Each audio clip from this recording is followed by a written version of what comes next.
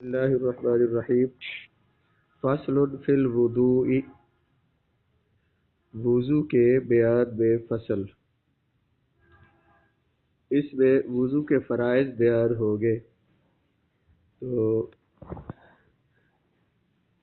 وہ ذرا دیکھیے اگلے صفحے پہ ترجمے میں لکھے ہوئے وضو کے ارکان یا وضو کے فرائض وضو کے 4 ارکان ہیں 4 فرض ہیں جن کا ذکر اس آیت میں آیا ہے سورہ مائدہ کی آیت نمبر 6 ہے اللہ تعالیٰ نے فرمایا یا ایھا الذین آمنوا اذا قمتم الى الصلاة فاغسلوا وجوہکم وایدیکم الى المرافق اے ایمان والو اذا قمتم الى الصلاة جب تم اٹھو نماز کے لیے یا تم نماز کا ارادہ کرو فاغسلوا غسل یغسل سے اغسلوا تم دھو لو وجوہکم اپنے چہروں کو وجہ کہتے ہیں چہرے کو اس کی جمع وجوہ تم دھو لو وجوہکم اپنے چہرے کو وایدیکم یدن عربی میں کہتے ہیں ہاتھ کو کل بھی ہم نے پڑھا یہ اس کی جمع آتی ہے ایدی ایدیکم اور دھو اپنے ہاتھوں کو الی المرافق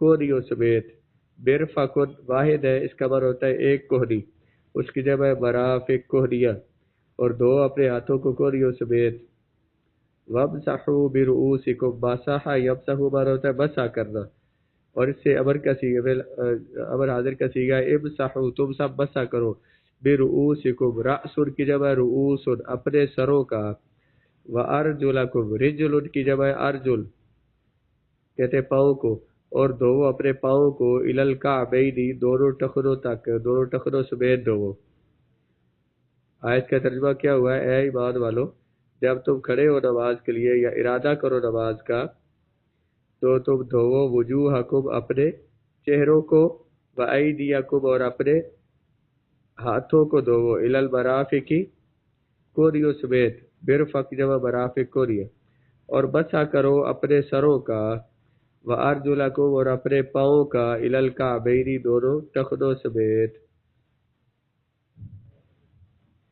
آیت سمجھ آ گئی اس آیت میں اب 4 چیزیں بیان ہوئی ہیں کہ اپنے چہروں کو دھو اپنے ہاتھوں کو کوہنیوں سمیت دھو اپنے سروں کا مسح کرو اور اپنے پاؤں کو دھو ٹخنوں سمیت یہ 4 فرض اس آیت میں بیان ہوئے ہیں اور یہی سے علماء نے یہ مسئلہ ثابت کیا کہ وضو کے لیے یہ 4 فرض ہے ان 4 فرائض کو پورا ادا کریں گے تو وضو ہوگا ان میں سے اگر کچھ بھی رہ جائے گا مثلا چہرہ دھونا ہے تو چہرے کی جو حد بیان ابھی ہم پڑھیں گے اس کی تفصیل اس طرح ہاتھ جو دھونے بازو اور سروں کا اور جو پاؤں دھونے ہیں پھر سروں کا مسح کرنا ہے ان میں سے کچھ بھی ذرا سا بھی رہ جائے گا ایک بال برابر بھی کوئی جگہ خشک رہ جائے گی تو وضو نہیں ہوگا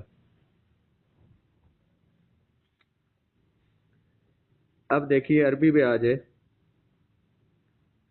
اب اسی کی وضاحت بیان کی ہے ارکان الوضوء اربعۃ کیا معنی ہے اس کا ارکان الوضوء وضو کے ارکان 4 ہے وہیہ فرائضہ اور یہی جو ہے فرائضہ وضو کے فرائض ہے وضو کے ارکان 4 ہے اور یہی وضو کے فرائض ہے الاول غسل الوجہ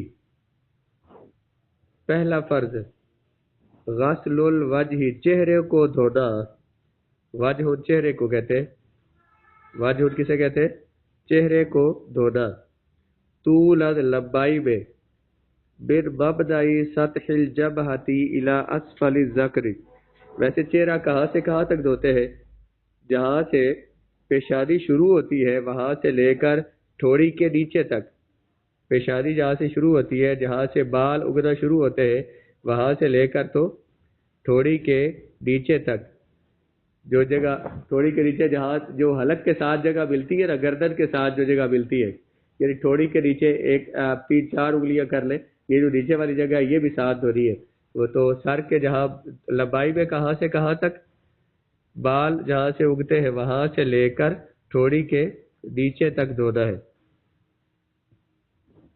اور چوڑائی میں ایک کان کی لو سے دوسرے کان کی لو تک یہ لو جو ہے یہ کہتے ہیں یہ جو نیچے نرم جگہ ہے کانوں کی اس کو بولتے ہیں ایک کان کی لو سے دوسرے کان کی لو تک جو ہے یہ دھونا یہ کیا ہے یہ چوڑائی میں چہرہ دھونے کی حد ہے. لمبائی میں کیا حد ہے؟ بال جہاں سے اگتے ہیں وہاں سے لے کر تو تھوڑی کے نیچے تک، اور چوڑائی میں ایک کان کی لو سے دوسرے کان کی لو تک.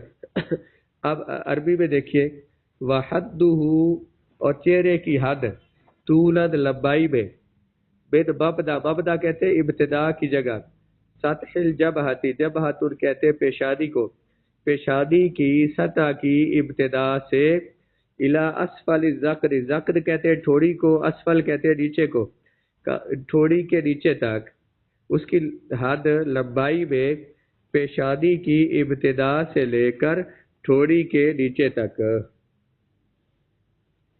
جبہتن کسے کہتے ہیں؟ جبہتن کسے کہتے ہیں؟ پیشانی کو. اور ذکر کسے کہتے ہیں؟ ٹھوڑی کو. اسفل بولتے ہیں نیچے کو. تو لمبائی میں حد کیا ہے؟ لمبائی میں حد کیا ہے؟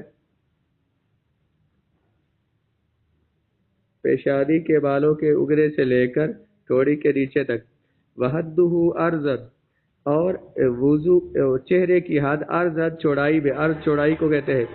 ما بین شحمتی الاذنین، اذن کان کو کہتے ہیں، اذنین دو کان، دونوں کانوں کی لو کے درمیان، دونوں کانوں کی لو کے درمیان. والثانی غسل یدیہ مع مرفقیہ، دوسرا فرض غسل یدیہ اپنے دونوں ہاتھوں کو دھونا، مع مرفقیہ دونوں کونیوں سمیت، دونوں کونیوں کے ساتھ، مع کا معنی ساتھ ہوتا ہے، دونوں کونیوں سمیت دونوں ہاتھوں کو دھونا،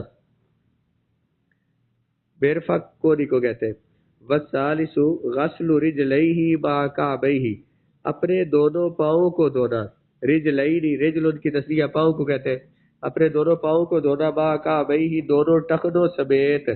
ٹخنا کہتے ہیں یہ جو جہاں پہ پاؤں جہاں سے پنڈلی ختم ہوتی ہے تو نیچے جو دونوں سائڈوں پہ ابری ہوئی ہڈیاں ہیں دونوں طرف دائیں اور بائیں طرف، اس کو کعب کہتے ہیں، ٹخنا. تو دونوں پاؤں کو دھونا ٹخنوں سمیت، یہ تیسرا فرض ہے. فرائض میں تین دھونے والے ہو گئے، کون کون سے؟ چہرہ دھونا، دونوں بازوؤں کو کونیوں سمیت دھونا، دونوں پاؤں کو دھونا.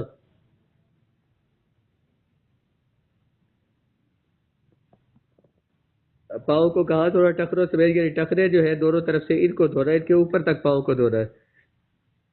والرابع مسح ربع رأسہ اپنے سر کے چوتھے حصے کا مسح کرنا، ربع چوتھے کو کہتے ہیں، رأس سر کو کہتے ہیں، اپنے سر کے چوتھے حصے کا مسح کرنا. سمجھ آ گئی بات؟ اچھا، رأس ان کا کیا معنی ہے؟ رأس ان کا معنی کیا ہے؟ سر. کعب ان کا معنی کیا ہے؟ کعب ان کا کیا معنی ہے؟ ٹخنا. رجل ان کسے کہتے ہیں؟ رجل پاؤں کو بولتے ہیں. جی. مرفق ان کسے کہتے ہیں؟ مرفق کونی کو بولتے ہیں. یدینی دونوں ہاتھ، اذنینی دو کان، شحمتین تھا اصل میں یہ بھی، دو لو کانوں کی لو. ذکر ٹھوڑی کو کہتے ہیں، جبہتن پیشانی کو کہتے ہیں، اسفل کا معنی نیچے ہوتا ہے. یہ چار فرض پورے ہو گئے. وَسَبَبُهُ اسْتِبَاحَةُ مَا لَا يَحِلُّ إِلَّا بِهِ وضو کا سبب کیا ہے؟ وضو کیوں کرتے ہیں؟ وضو کا سبب ایسے کام کا ارادہ کرنا جو وضو کے بغیر جائز نہیں ہوتا.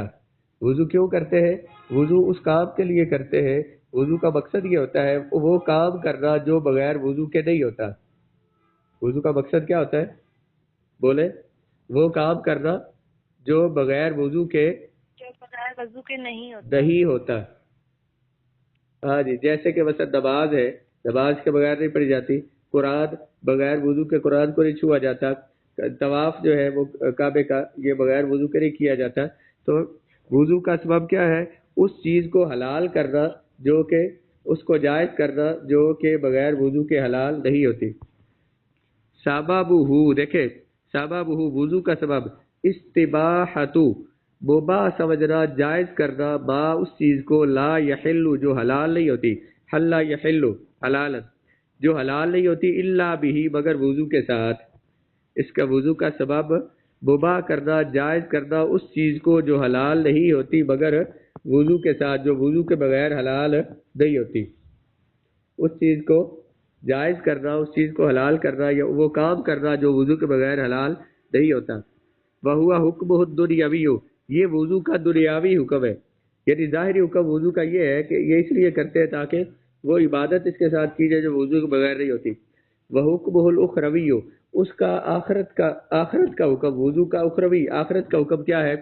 الثواب فی الآخرۃ، آخرت میں ثواب حاصل ہونا. وضو کریں گے تو آخرت میں کیا حاصل ہوگا؟ ثواب ملے گا اس پر. وشرط وجوبہ، وضو کے واجب ہونے کی شرط، وضو کس پر واجب ہے؟ وضو کے واجب ہونے کی شرط کیا ہے؟ العقل، عقل مند ہونا، وضو عقل مند بندے پر لازم ہے. والبلوغ، بالغ ہونا. والاسلام، مسلمان ہونا. وقدرۃ علی استعمال الماء الکافی، اور پانی کے استعمال پر قدرت رکھنا. ایک دیکھیں ایک بندہ ہے مریض ہے، وہ پانی استعمال نہیں کر سکتا، اس کا پورا جسم زخمی ہے مثلا، وہ دھو ہی نہیں سکتا، تو اس پر وضو لازم نہیں ہے. وضو لازم کس پر ہے؟ جو پانی کے استعمال پر قدرت رکھتا ہو. 4 شرطیں اب تک ہوئی. وضو کے واجب ہونے کی پہلی شرط کیا ہے؟ بندہ کیا ہو؟ عقل مند ہو. عقل پر لازم ہے، بچے پر وضو کرنا لازم نہیں ہے. بچے پر وضو کرنا لازم نہیں ہے کیونکہ وہ عقل مند نہیں ہے. جو بندہ مجنون ہے، جس بالغ جو ہے نا بچہ لڑکا جو ہے اس کی کم سے کم عمر، جس سے پہلے وہ بالغ نہیں ہوتا، وہ 12 سال ہے. 12 سال سے کم عمر کا بچہ بالغ نہیں ہوتا. 12 سال، 13 سال، 15 سال تک بالغ انتہائی 15 سال ہے زیادہ سے زیادہ، اور کم سے کم 12 سال لڑکے کے لیے. لڑکی کی کم از کم بالغ ہونے کی عمر 9 سال ہے اور زیادہ سے زیادہ 12 سال، یعنی 12 سال سے اوپر جس لڑکی کی عمر ہوگی وہ بالغ ہے. ٹھیک ہے. اب یہ تو عمر کے ذریعے نا. آگے جو ہے ایک دوسری جو علامات ہوتی ہے باقی جو بندے کے جسم سے ظاہر ہوتی ہے، یہ آگے ہم انشاءاللہ پڑھیں گے. یہ ابھی تو آج اتنا سارا بیان کیا، آگے کے بالغ ہونے کی علامتیں کیا ہے، کس کسی سے بندہ بالغ ہوتا ہے، وہ آگے پڑھیں گے. تو اب بالغ عاقل پر لازم ہے، عقل مند پر. بچے پر اور مجنون جس کا عقل کام نہیں کرتا، جو پاگل ہے، اس پر وضو لازم نہیں ہے. بالغ پر لازم ہے، نابالغ پر لازم نہیں. مسلمان پر لازم ہے، کافر پر لازم نہیں. اور اس پر لازم ہے جس سے پانی کے استعمال پر قدرت حاصل ہو، جو پانی کے استعمال کرنے کی طاقت رکھتا ہو. جو پانی کا استعمال نہیں کر سکتا اس کے لیے وضو لازم نہیں ہے. ووجود الحدث، اور حدث پایا جائے. حدث مانا بے وضو ہونا پایا جائے. حدث کہتے ہیں بے وضو ہونے کو. بے وضو ہونا پایا جائے، جو بندہ بے وضو ہوگا اس پر وضو لازم ہے. جس کا پہلے ہی وضو ہے اس پر وضو لازم نہیں ہے. وعدم الحیض والنفاس، اور حیض کا نہ ہونا، نفاس کا نہ ہونا. جب عورت حیض میں ہے یا نفاس میں ہے تو ظاہر اس نے عبادت ہی نہیں کر رہی. جو وضو والی عبادتیں ہیں، نماز ہے، روزہ ہے، وہ اس نے کر رہی نہیں، اس لیے اس پر وضو بھی لازم نہیں ہے. عدم کا معنی نہ ہونا، حیض کا نہ ہونا، نفاس کا نہ ہونا. وضیق الوقت، اور وقت کا تنگ ہونا. وقت کے تنگ ہونے کا مطلب کہ اگر نماز میں تھوڑا وقت رہتا ہے تو اب بس مثال کے طور پر ظہر کی نماز کا وقت ہے یا مغرب کی نماز ابھی وقت ہے، تو 10 منٹ رہ گئے، نماز کا وقت ختم ہونے والا ہے، اگلی نماز کا وقت شروع ہونے والا ہے. اب بندے پر لازم ہے کہ وہ وضو کرے اور نماز پڑھے، تو وضو کرنا اس پر لازم ہو جائے گا، فرض ہو جائے گا. کیا کہا ہے؟ وضو کس کس پر واجب ہے؟ جی بتاتا ہوں. وضو کا کس پر واجب ہے؟ جو عقل مند ہو، عاقل پر. اور دوسرا جو بالغ ہو اس پر لازم ہے. مسلمان پر الاسلام مسلمان ہونا. اور جو پانی پر قدرت الکافی، آج اتنا پانی جو کافی ہو اس کے لیے، جو وضو کے لیے کافی ہو، جو وضو کے لیے پورا ہو جاتا ہو، اس پانی کے استعمال پر قدرت رکھتا ہو۔ ووجود الحدث، اور حدث پایا جائے، حدث بے وضو ہونا اس پر لازم ہے۔ وعدم الحیض والنفاس، اور تو اس پر وضو لازم نہیں ہے۔ جس پر پہلے وضو ہو، بھیجنے سے پہلے جس کا وضو ہے تو اس پر وضو لازم نہیں ہے۔ اگر اس نے اس وضو کے ساتھ کوئی نماز پڑھ لی تھی تو اب دوبارہ وضو کرنا چاہے تو کر سکتا ہے، لیکن لازم نہیں ہے اس پر۔ اور حیض اور نفاس کی حالت میں نہ ہو۔ ودیق الوقتی، اور وقت کا تنگ ہونا۔ مجھے جو سمجھ آ رہا ہے اس وقت کے تنگ، اس سے مجھے یہی بات سمجھ آ رہی ہے کہ وقت کے تنگ ہونے سے مراد یہ ہے کہ نماز کا آخری وقت ہے، بالکل تھوڑا وقت رہ گیا، اب مثال کے اوپر 10 منٹ رہ گئے، نماز کا وقت ختم ہونے والا ہے، اب بندے کو چاہیے کہ وہ فوراً وہ نماز جب اس پر فرض ہے تو نماز فرض کیسے ہے، نماز فرض کس وجہ سے کیسے ہوگی، وہ نماز کیسے ادا کرے گا، وضو کے ساتھ ہی ادا کرے گا، اس لیے وضو کرنا اس پر لازم ہو جائے گا۔ وشرط صحتہ ثلاثۃ، وضو کے صحیح ہونے کے لیے 3 شرطیں ہیں۔ وضو کے صحیح ہونے کے لیے بشرط صحت ہی، صحت ورنہ صحیح ہونا، وضو ہی ضمیر کا مرجع وضو کے صحیح ہونے کی 3 شرطیں ہیں۔ پہلی شرط عموم البشرتی بالماء الطہوری، پاک پانی کے ساتھ پاک پانی کو پوری جلد پر بہا دینا، پوری جلد پر بہانا۔ طہور کہتے ہیں پاک کو، ماء کہتے ہیں پانی کو، بشرہ کہتے ہیں جلد کو، عموم مانا عام ہونا۔ پاک پانی کے ساتھ جلد کا عام ہونا مطلب پوری جلد پر جتنے وضو میں آزاد دھونے ہیں ان کو مکمل طور پر دھونا، ان تک پانی پہنچانا۔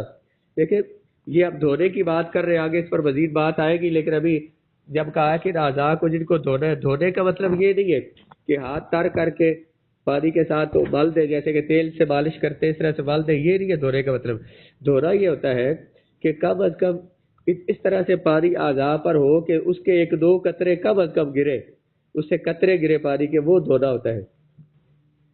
اور یہ جن اعضاء کو دھونا ہے تو ان میں ذرا سی بھی ایک ذرا سی سوئی کے نکے کے برابر بھی جگہ اگر خالی رہ جائے گی جن کو دھونا فرض ہے تو وہ وضو نہیں ہوگا بندے کا۔ اس لیے ساری جلد پر جن اعضاء کو دھونا ہے ان پر پانی بہانا یہ ضروری ہے۔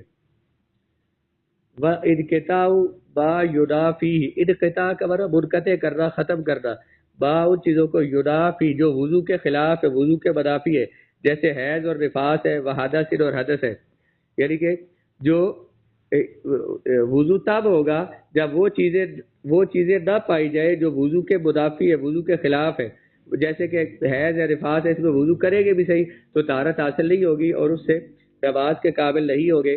اسی طرح حدث سے، اس طرح وضو کو توڑنے والی کوئی بھی چیز ہے، جیسے مثلا خون نکل رہا ہے جسم سے، تو اب جب تک خون نکل رہا ہے وضو کرتے رہیں گے تو وضو نہیں ہوگا، جب تک خون آ رہا ہے اس کا تو آپ وضو کرتے رہیں گے تو وضو نہیں ہوگا، اس وضو کا آپ کو فائدہ ہی نہیں ہے۔ دوسری بات سمجھ آ گئی؟ وضو کے لیے، وضو کے صحیح ہونے کے لیے پہلی شرط کیا ہے کہ پورے جن اعضاء کو دھونا ان تک پانی پہنچانا۔ دوسری شرط کیا ہے کہ جو وضو کے خلاف ہے چیزیں، وضو کے منافی کا مطلب وضو کے خلاف ہے جو چیزیں، وہ نہ پائی جائے تو پھر وضو ہوگا۔ وزوال ما یمنع وصول الماء الى الجسد، زوال مانا زائل کرنا، ختم کرنا، ما ان چیزوں کو، یمنع جو روکتی ہے، وصول الماء پانی کے پہنچنے کو، الى الجسد جسم پر، ان چیزوں کو دور کرنا بھی ضروری ہے جو جسم تک پانی پہنچنے سے روکتی ہے، ان چیزوں کو دور کرنا ضروری ہے جو پانی کو جسم تک پہنچنے سے روکتی ہے۔ کیا کہا ہے؟ ان چیزوں کو دور کرنا جو پانی کو روکتی ہے، پانی کو جسم تک پہنچنے سے روکتی ہے۔ بس دیکھیں نا، جسم پر کوئی ایسی چیز لگ جائے جس کی جلد ہو، بس جیسے آپ نیل پالش لگاتے ہیں، اس کے اوپر الگ سے تہ بنتی ہے، وہ تہ جو ہے وہ جسم تک یا داخلوں تک پانی کو نہیں پہنچنے دیتی، اس کو پہلے ختم کرنا ضروری ہے، پھر وضو ہوگا۔ ٹھیک ہے، 3 چیزیں سمجھ آ گئی؟ جیسے تو کہا موم اور چربی وغیرہ، کوئی چربی وغیرہ جسم پہ چمٹ جائے، جی یہ موم